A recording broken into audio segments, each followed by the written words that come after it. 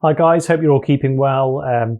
Decided to do a quick video for you today on Croup, just to give you a flavour of what Croup is, how to classify it, and how to manage it. So Croup is known as the laryngotracheobronchitis, which essentially is inflammation of the upper airways, so the larynx, the trachea, and the sort of bronchi area here.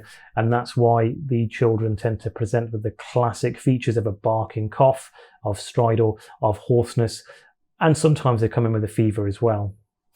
So it's a condition that's very common, that we tend to see it in the winter months here in the UK, and the children tend to kind of, present with the symptoms that we've mentioned, and it's caused by, well, it's most commonly caused by a virus, and the para-influenza virus is the commonest cause.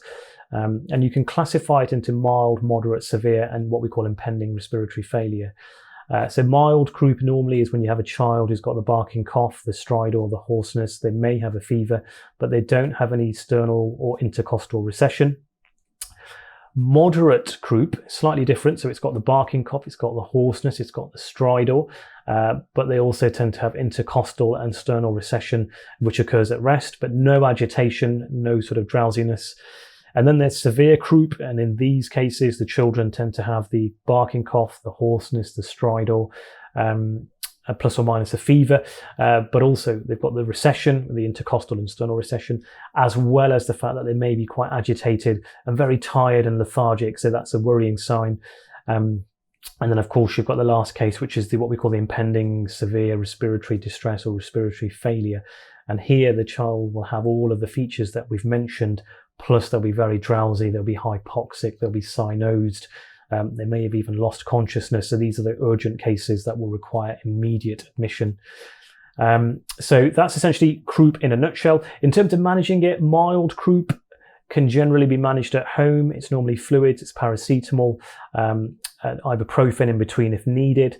And there's no real evidence at all to support sort of humidified steam inhalation and so forth, which some people advise, but there's no evidence behind that at all. Most cases of mild, moderate, severe, etc. croup will be given a steroid, normally a dexamethasone, orally. Now, sometimes in children's A&E, for example, in the UK, we have given oral soluble prednisolone if you can't get hold of dexamethasone.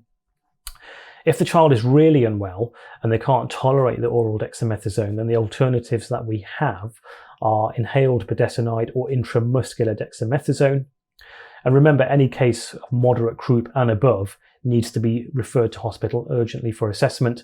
And normally these children will have their steroid and they'll be observed for a period of time.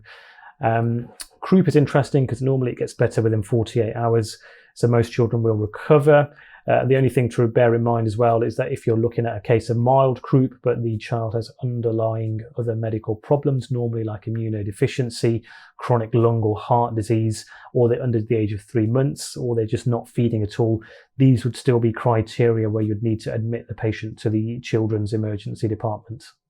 I hope you found that useful. Got lots of more daily revision material with videos, learning cards, and interactive revision whiteboards and so forth on our YouTube channel, Inspire Medics, and our Instagram page, Inspire_Medics, our Twitter page, which has alternative medical content, which is also Inspire_Medics, and also our Facebook pages for PLAB 1 and PLAB 2, and our combined AKT and CSA revision group. So hopefully we'll see you soon, and stay safe.